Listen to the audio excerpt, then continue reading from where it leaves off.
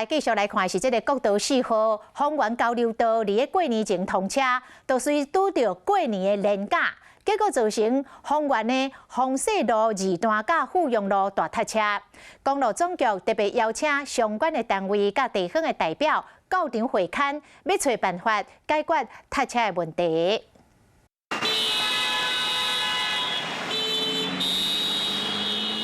就算不是上班时间，车流量依然真大。这是国道4号丰原交流道口16通车后，就拄到过年连假，造成附近的路段拢大塞车。很多人都反映了回家的路程多了20分钟。为什么？因为整个一个主干道跟我们一干道的部分，它往往是整个车潮塞住了，没有办法动。 地方人士表示讲，新社到丰原本来塞车干那20分钟尔，通车后煞要1点钟。会针对整个道路断面跟过去在这10天连假期间的交通问题，再做一个会诊。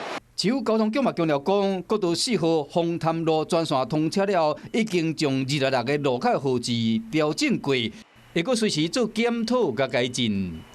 Hello， 大家好，我是乃瑜，要教给大家2个任务。第一个，华视新闻的脸书专页，你按赞了吗？还有华视新闻的 YouTube 频道，赶紧订阅起来，还要记得按赞，开启小铃铛哦。